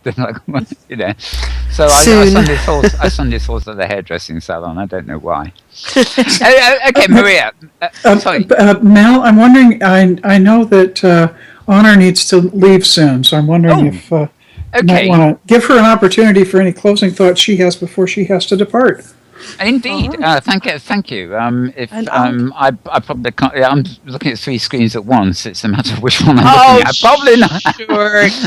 Yeah, excuses. Okay, I'll come back to it in a minute. Okay. Well, the first thing to ask you on that, actually, if you're off, is any exciting things other than the main things you mentioned, of course, coming up in the next week, or anything exciting you've done in the last? Can I just tell you that I just looked, and the Russian Avant-Garde exhibit currently has 60 avatars on it. Right, and it's brilliant. It's one sim, so I doubt if too many more will be two more will be getting in there. Actually, yeah. It's a very cool experience, and knowing that 4 of those avatars are people in Moscow, it's just really I know all of us are from all over the place. It's just those are 4 people who've never been in Second Life before, navigating around an art exhibit. And it's here, there, and everywhere. Yeah. Well, they do. They have a tendency to wander off of Layer 8, which is sort of weird. But as I said, the docents reset them and send them back periodically so that they don't get too lost. Yeah. There's only one more thing I wanted to say, and I wish it was the beginning of the show so we could debate it for 2 hours, and it's not, and I really do have to go get some work done. Let me introduce a topic that maybe we could cover some future session. That there's this, and Tara sort of brought this up at the very beginning. There's this impression that girls don't game, and that the idea of women in the industry is it is irrelevant. I mean, because girls don't game and girls don't code and none of that. And there's been an ongoing issue for the past 2 years in social media and through individuals like John Scalzi, as well as a number of people in the industry, talking about sexual harassment, in fact, sexual assault at conventions, the misogynistic way people hire coders and programmers. It's no wonder women don't want to go into it, etc., etc., etc. So imagine yesterday or the day before when I was on the BBC website and I saw an article entitled, "Is this the most sexist website on the internet?" And I thought, oh my God, what would that be? And it turns out that somebody in California, of course, has created a website called Code Babes. And here's the principle behind Code Babes. It turns out the difficulty in teaching men how to code is that it's boring, And so what we worried about, of course, is creating more coders, and they're all male. So what they've done is they've created a website called Code Babes, where semi-naked women take you through video tutorials on how to code. We'll just have to make one with semi-naked men then. Well, I was just going to say. I mean, what else can you do? I mean, somebody said to them, "Well, couldn't you have code dudes?" Sure. Yeah. But so the men are the students. The women who talk to them are applying for a job as a code babe. Have to submit their photos, of course. Oh my God! It's just, and what one of the more interesting. I mean, apart from they're saying, "Oh, if you want to troll us, go ahead. Just make sure you get our location right." Baby. What is more fascinating is because, as I said, there's been these discussions about sexism and misogynism in the industry and what goes on at cons and all of this other stuff. But what's really interesting is the number of voices in the social atmosphere, social media, of men in the industry going, not only do you not represent my industry, I don't want you in my industry, which is actually a very positive note, okay? But so if you want to see an example of sexism, because girls don't game and they certainly don't code, you can do a search on the internet and go visit Code Babes. Thanks, thank you for that. Or not. The other thing you can do, of course, is go to Italy and watch the television weather forecast. Exactly. Yeah. It's so funny. It's just as bad, actually. Yes. Anyway, I do have to go and earn a living, and I apologize that I have to. Nice to see you. But yeah, great to see you. It's great to see you as always, and wonderful places. I mean, I added new items of my places to go visit this week. Which would be my purpose. Right? Yeah, you do that. Another day, another destination. That's my tagline for Honor. Yes. Talk to you all soon. Thank you. Okay, thank you, and we'll see you soon indeed.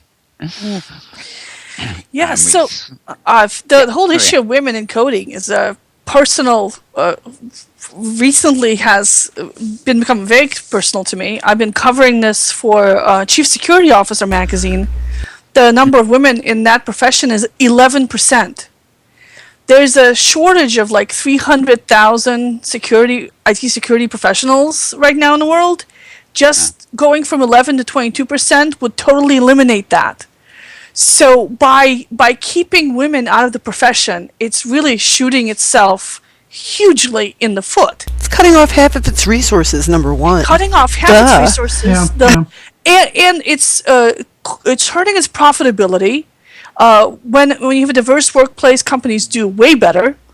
You're cutting yourself off from women's communication talents, management skills, different perspective on almost anything. So you're really limiting your company. Your customers are half and half. So you're going to be hurting your relationships with customers. It's just bad all around, and companies are starting to think about it. A lot of the major players are getting on board with the Anita Borg Institute, with other organizations that are promoting women in technology. And and the thing is, it could be a great job. Unlike law or medicine, where you actually have to be there to argue a case or to cut a patient open. Oh, it's designed for working at home, yeah. Yeah, IT is great. If they sell it correctly, if they organize it correctly, IT is great for flexible schedules. IT is great for alternative career paths. Not just for women, but for men too. And it accommodates programmers' bizarre lifestyles. Yeah, I think this area of interest is not unique. I think there's a tendency to in commerce and industry and things to this male preserve, especially at boardroom level and things. I mean, it is changing. Yeah. Probably just not fast enough. But I mean, I personally prefer working with women. It's it's obviously from a perspective of a long time in the workforce. The atmosphere has changed dramatically in conventional industries as far as how women are treated. Yes, journalism has been totally ruined by the lack of drinking, smoking, and sexism. Maria, I knew I liked you. What kind of journalist are you if you don't drink, smoke, and I feel so much better now.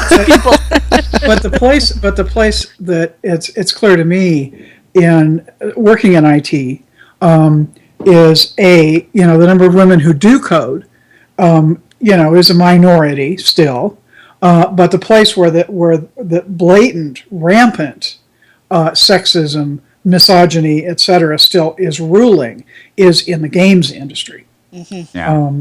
And that's I've been happy to see there's mentioning the Gamer Babe or Code Babe. There's, I think the organization is called Gamer Girls. Mm-hmm. That is a feminist run by women. Oh, that makes it even funnier. Well, no, that's specifically it's a career group. And they're doing it to raise the controversy, right? Oh yeah. Right. And I've seen a couple of threads, and I haven't really followed them closely, but of a couple of women who have stepped up and called down males in gaming for these issues, and oh my God, they have been so raked over the coals in the social media. Yeah, because so it's obvious. The thing that I see in this instantly is that these guys feel very threatened. Mm-hmm. They're terribly threatened. They'll get over it, and they'll be glad they did. They have to get over it. They got over it in other areas, and they have to, because we are the consumers. We are a little bit more than half of all their customers. Yeah, and the consumer demographic is changing too, with games coming out as apps on pads and things. They, less workstation and shoot 'em down sort of thing. The male quality of games is on the decline too. We're getting much wider subject matters. We're getting games that are more puzzles or environmental absorption and things like that aren't the typical male preserve, which of course is great because it's just widening the field. Not that there's anything wrong with women killing other women either. I was wondering when that, what's it called, the shooter games would finally have everybody bored to tears. I mean, I don't play them, so I don't really know them well enough to say that. I imagine, obviously, they're intriguing enough, but, it had to get worn out sooner or later, and it's good to see that there are more applications out there now. There are only two major plots in all of storytelling: sex and violence. And so if you and it's always going to be the case. I like the fact that we have so many female action heroes now, with the Hunger Games, with Divergent, with Angelina Jolie on with Tomb Raider. Right. I love seeing that. I loved Helen Mirren as the retired assassin. Oh yes, I missed that one. She's one of the world's best. She's in Red, which they just made a sequel to. She plays a retired assassin, and she is such a wonderful assassin. I love seeing her. It's really great, and so I am I an love action. seeing her in anything. So. That's true. I will watch Helen Mirren in anything forever. Yeah. But I love action movies. Me too. So Die Hard. If I were to play video games, which I'm feeling really guilty about not playing them because I write about this sector. Oh, you just have to budget some time. I don't have time. Yeah. Grand Theft Auto, just the main storyline, takes like 30 hours. Well, just gonna have to take a vacation and catch up. So, yes, I'd love to play this, but so for me, having female action heroes in a violent video game, it's just gravy. That's cool. Yeah. That's cool. It's yeah. I mean, I like some of See, that too. I mean, I sometimes feel uncomfortable in what they might call the post-feminist world, where it seems to me that you find young actresses, for example, who are kind of emulating male roles as a female rather than being something that is distinctly female. But And that it's sometimes also drives me up the wall they're too. also acting out their like killer, hunter, prowler side too. You know, women aren't just mimicking men all the time. You know, we're just as vicious and violent as anybody else. Oh, yeah, actually, yeah. But when it comes to Women are kids, just crafty and sneaky about it. I mean, some are, some aren't. And we shouldn't generalize. You know, we are on the edge of a lot of generalization here. We have to watch it. I'm the only male here, but I mean, I'm very aware that female kind, as it were, you know, they Especially now. they have our offspring, and they nurture children, and they protect them. And if that means, you know, being defensive and things, not just humans, females of the species are very often, you know. Yeah, but even after the kids have grown up, devices. we still like to shoot things. Yes. Yeah, all right. We're getting off the- What you do is you freeze your eggs. Then you go off and you shoot things as long as you want, and when you're totally done with it, then you have your kids. come back and sit on the eggs.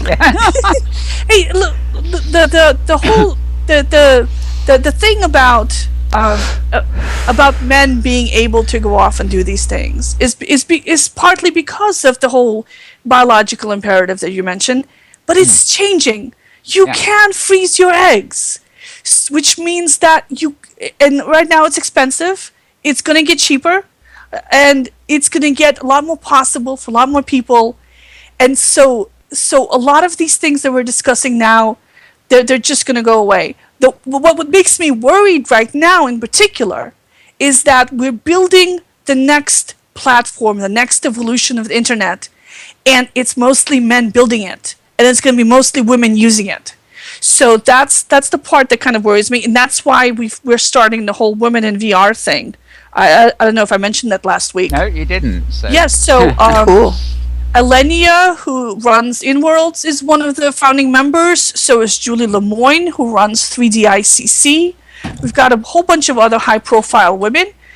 If you give me a second, I'll pull up some of the names. If anybody wants to get in on it, they should just drop me a line. And the line is maria@hypergridbusiness.com. If somebody can post a link to that, that would be great. And I think it's really important to raise the visibility of women who are working on these things. Oh, Melanie from Avanation, she's one of the core contributors to OpenSim. She's helped build this whole infrastructure. We've got Nicole Yankelovich, who does Open Wonderland. She used to work at Sun. Oh, yeah. So she's the lead development on a whole in virtual world. Pam Broviak from the public work groups. She works in government. Yeah. Pookie Amsterdam from Pookie Media, who does Japanese. Oh, you've got a voice there, then. A lot of brains in that organization. Katrin Jansen, who's formerly Katrin Linden, who headed up the Community Gateway program and is now running Jill Roxy New Media. Several consultants working in virtual worlds education, simulations, and training, including Jacqueline Ford Morey, Amy Weber from Amy Weber Studio. Good. She's a founding member of the Federal Consortium of Virtual Worlds and the Moses Grid. Grid in the International Academy of Arts and Sciences, and a judge of the Federal Virtual Challenge, and the author of Creating Your World. We've got who else? Chris Collins from Fleep and Avacon. I was just going to say, Fleep. Yep. Yep. Good. Robin Harper. Not, I don't recognize the name Robin Harper. If you, she was Robin Linden. Robin Harper, née Linden, was the lone remaining adult at Linden Lab for a serious time before she left. She was head of community. She was Philip's second in command, really, for a long time in the early days. I will add her to my outreach list. And Crystal Lopez, presumably. Yes, she's been contacted. She's busy doing academic stuff for this end of the year right now for them. Robin. It's a funny thing you mentioned that, though, because it came to me when you were talking earlier that in Second Life, at least, over time, I've been very conscious of when the IBMs were in, when Sun Microsystems were in, when various enterprises have been here. I often found the lead in these big companies when they did come into Second Life virtually was actually a woman. I can certainly remember many more female avatars that have been instrumental in bringing companies into Second Life than I can men. Not exclusively, of course, but there were a lot of them, and I'm talking about actual women, not avatars. Avatars that were men pretending to be women. There have been a few of those. Yeah, there were a few of those too. I was so surprised by the IBM. IBM had a page up for a while of all the people involved in the Second Life project, with all these bald white male faces and all the sexy female curvy elfie avatars. Saw Ruby and. Well, I think E-Predator was the exception, but that just doesn't sound right. You're right. It's but they were fairly open about it, which is I've got a video somewhere of Saruri giving a talk, and of course this is male voice, this IBM fellow, and curvy female avatar. No disguise going on. He just went for girls it. Look good no matter what. Girls can't help but look good. All right. Yeah. I mean, there is that. It's not our fault. Everybody makes a big deal about it. Sometimes it's just. A lot of people told me that they are used to playing female characters in video games because if you're going to be staring at somebody's butt for 30 hours. They'd rather be a butt worth staring at. That's rather too than funny. Right? Yeah. Jesus. Yes, I mean, there is something about that actually when you watch, pressing your forward arrow key and watching your own because it looks good, yeah. And then I've had several male developers tell me that when they have a female avatar, people are nicer to them, are more collaborative, and they themselves are nicer and more collaborative back. Stop the presses. It's easier for them to get work done, and especially if they're in a retail situation, and especially if they're selling stuff products aimed at men, their sales go up. Yeah. Now that's wrong. They shouldn't take advantage of that. Yeah, why not? We do. Well, if we're going to be fair all around, we got to be fair all around. Yeah. And then I've got to steer clear of some of the problem people at the same time. And then I also met some who were exploring their gender identity. Oh yeah, that's a good thing in Second Life. That's a good thing in Second Life. Yes, it is. And then I met some who I don't know what they were trying to do. I was interviewing one guy over Skype, and he had a voice alteration program on. Mm-hmm. He really wanted to convince me he was a woman. Mm-hmm. But he had his camera turned on. And I was looking down on this. Oops. That's a shame. I was like, I can see you. I don't care. I think we all have had that happen once or twice to us. Either way. That's so funny. Yeah. What if he accidentally switches the Skype video on and oops, blown it all. Trying to pretend that with his face and everything, and I'm like, first of all, I really don't care. I have no personal connection to your avatar. I'm just interviewing you for this story. Right, no judgment. I mean, really, I personally do not care at all. I just want to know about the technology thing that you're doing. And but he was so mortified that he was caught. That Yeah. My advice is, if you're a guy playing a girl, be upfront about it. Own it, like the IBMers did. Perfect example, Lauren Wayland. Oh, yeah, of course, yeah. These days, there's no shame in it. Just go for it. Why not? Who cares? Who really cares? Well, another example, Bot Girl. Yeah, Bot Girl. Mad P had somebody emceeing their celebrity auction who made no bones about it. It was a real nice person, very funny. Yeah. I can't think of his name. His name. But and then you've got people. Their name. You've also got people like Percuffy Never, the other way around. Which also works. Yeah. That I can't understand. I can understand people wanting to be women. Of course, why wouldn't people want to be a woman? Now, Maria. It takes all sorts, as you say. Yeah. Yep. All kinds of forget the quote. All kinds of folks, anyway. Different strokes for different folks. Different strokes for different folks, yeah. No, there's... that's it. There's naught so strange as folk. Oh, yes. It's got an accent to go with it, but I can't work it out at the moment. There's naught so strange as folk. Well, if you're good accents, then you need to go with Chacun son goût, which is my mangling of the French, to each his own taste. Yeah, I think I'm after a Midlands accent from England, but I can't do it at the moment. So. Anyway, we're getting to time. We are open ended, but I promised our sponsors I'll try and keep to the 2 hour mark. I've been holding back from putting 2 hours in the chat. Yeah, So I only have one item left. Yeah. Go on, because you mentioned a few at the beginning there. Yes. So the only item that I've left on my checklist here was this whole ART thing, which I was talking. I was really thinking hard about it this week for the journalism conference. What makes something survive and not survive in a virtual world?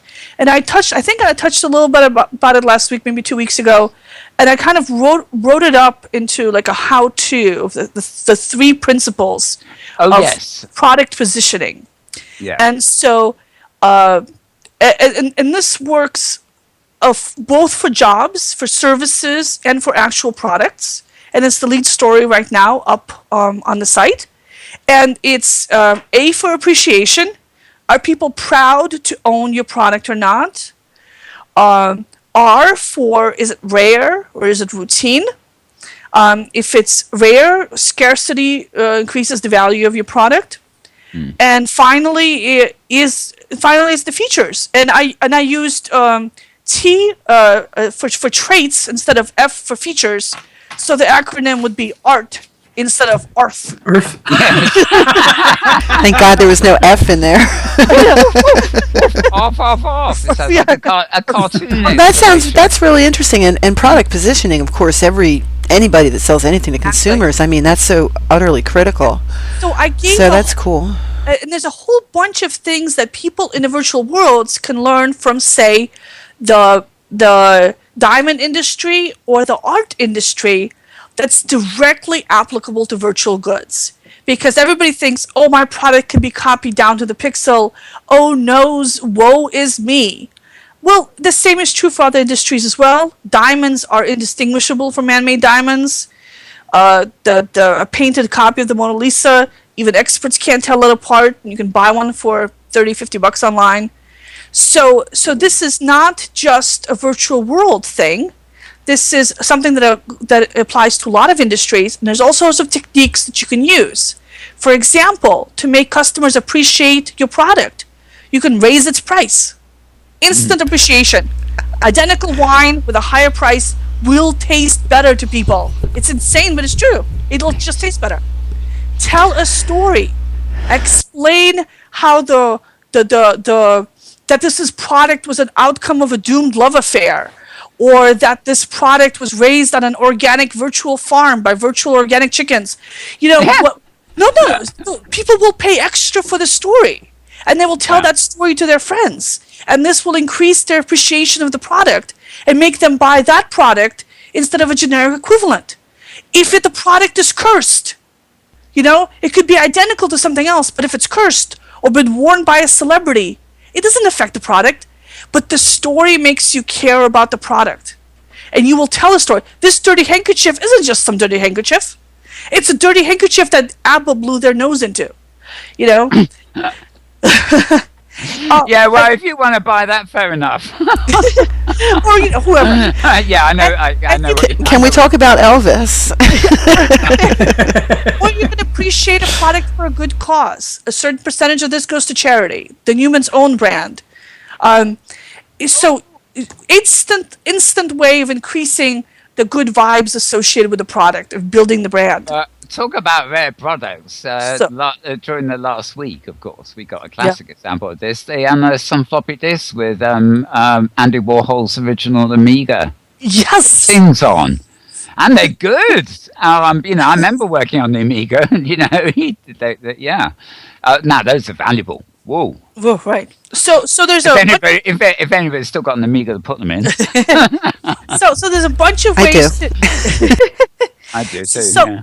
So virtual products and services are great for scarcity. You can create artificial scarcity in any number of ways. Limited edition, limited time of release. It's only available for this month and then it's gone forever. Limited customers. Only my friends and the people they recommend can buy this. Nobody else can. Or unique items. We only have one of this, and after that it's destroyed. Nobody else will have it. And then you have to publicize the fact that this is unique, that this is rare, that only these people can have it, and it help create which in turn helps create appreciation of the product as well.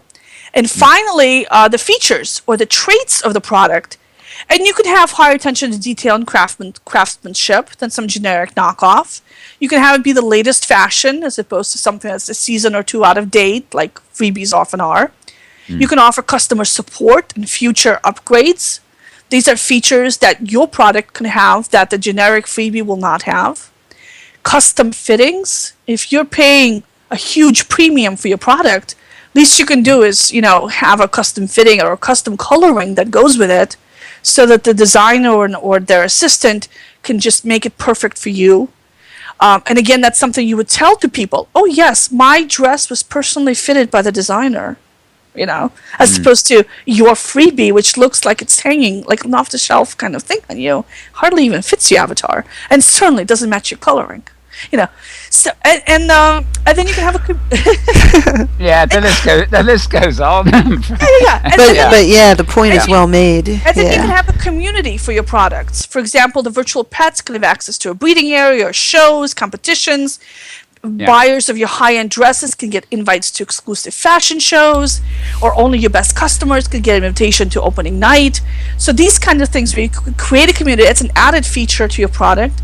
Also helps build appreciation. And these are all things that anybody can do for a product or service, even a virtual one, that would set them apart, that would allow it to exist into the future and help counteract competition. And you can add these up, and you can add more of these and combine them to make something really valuable. So that's the lead story today on the site, so you can go look it up. A replay of this program will be available to the first 50 subscribers who sign up and never repeat it again. There you go. Yeah, exactly. Yeah, right. The mind is thinking here, but I don't think that's the purpose of the program yet. But never mind. well, no, because you want to get the biggest possible audience here. Yeah, quite. Yeah. But you could have, for example, a limited number of in-studio seatings that you can give away. Limited number of guest seating. We're not exactly having mobs Inworld trying to break the capacity of a mainland. That's why limited. You can only give away 2 2 per show or something like that. You know, We'd love to.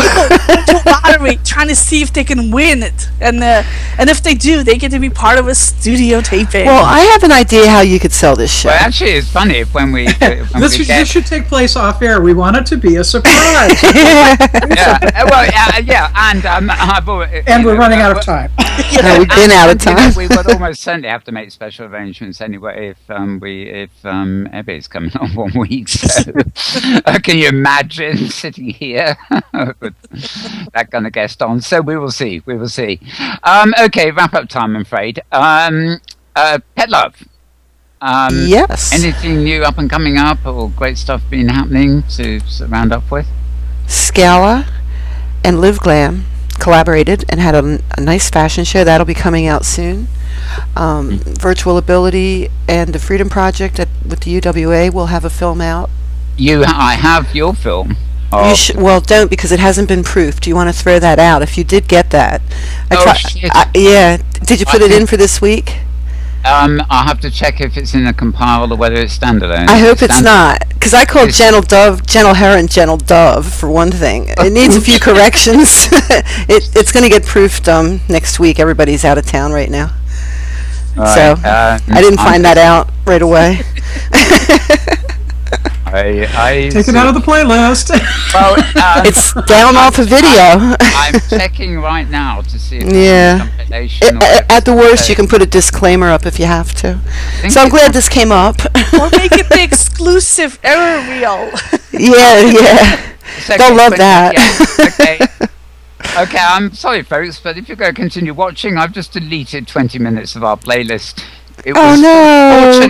Fortunately, it was a standalone 20 minutes. Oh, good. That's good. It wasn't in one of the compilations. Thank goodness. Okay, yeah, that's not ready for prime time. But next week sometime it should be ready, I hope. Okay, good job we got that. And yeah, I'm really glad it came up. Right, so now See, you're too quick.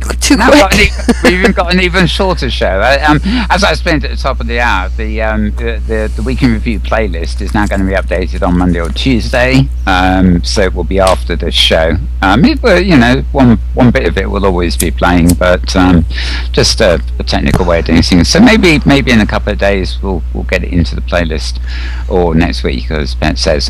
Okay, that's wonderful. Tara, anything else? Yeah, just 2 quick items. First off, there's a Tolkien festival going on currently. Mad Hatter! Yay! Well, Mad Hatter is one of the merchants who's got stuff there. It's at Meeville's Shelby, Mieville, second word Helley, Sim, 123, 210, and it starts at 1017 elevation. And they've actually recreated, they've got a bit of Hobbit Town, and they've got part of 2 of the Elven locations. So there's actually 3 different locations involved. And there's a little hunt going on there, too, and that runs until the middle of the month, approximately. Yeah, I think the 11th is when that ends. But go check it out. It's pretty fun. I didn't have a chance to do the hunt. I just kind of did a quick run through and saw what was there, and it's fun build and nice, and you have to look around to find all the places.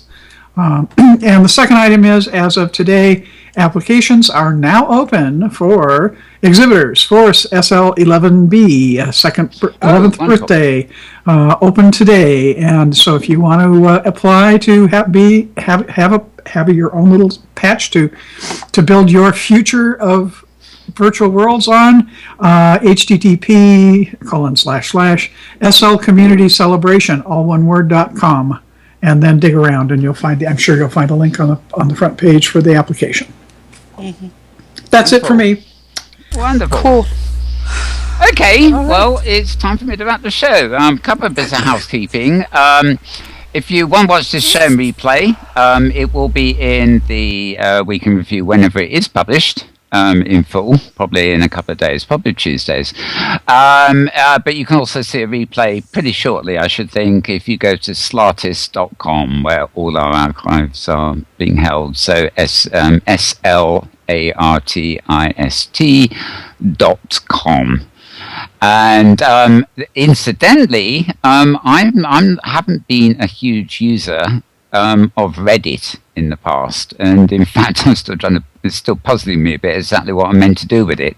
But I have created something called a subreddit called MetaWorld, and I have used my IFTTT robot to specify that this show's recording gets sent to that very same subreddit. We will see what happens. I obviously have to do a bit more exploring there, but I've set the sort of robots up to do the preliminaries, and I think you can actually chat and contribute to the conversation there. So if any of you use Reddit and see us there, then maybe you'd like to type in your thoughts, suggestions, and even own contributions to the debates, as it were, into that thing, Reddit. Yeah. So. Anyway, that's it for now. Unless anybody has got something to. Two quick things. The Free Land and Open SIM brochure is still up on my website. It's had 500 downloads so far. So if you're interested in free land and open sim, I suggest you grab a copy of it and start checking it out before all the free land is gone. Indeed. And this week, and I planned to do this last week, but didn't get around to it. I'm going to finally sit down and make the guide for how to get a free region on Kitely. It's 100,000 prims, and it's tricky. It's not really obvious how to do it from the website, and I'm going to do a really simple step-by-step tutorial of how to do it. All right. Great. And you can be assured of interesting posts every day, almost, at hypergridbusiness.com. Can't we? Yes, Mel, you can. Yeah, you got that in last week, and then I kept forgetting. Oh, why didn't I think of that?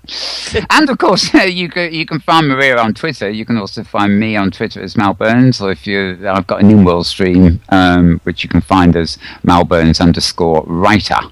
Slightly longer version for specific Inworld stuff. So, with that, I guess we finally can sign out, can't we? 10 minutes over, that's not too bad. We will return same time, same place next week. We'll be live at noon on Sunday, and of course our replays will be scattered all over the place, and will be available on this channel as well when the replay list goes up. So thanks everybody for watching, and we'll see you soon. Same virtual time, same virtual station. Same virtual me. God help him. Just wait till next week. Remember you said that. Okay? It's a surprise. Same station.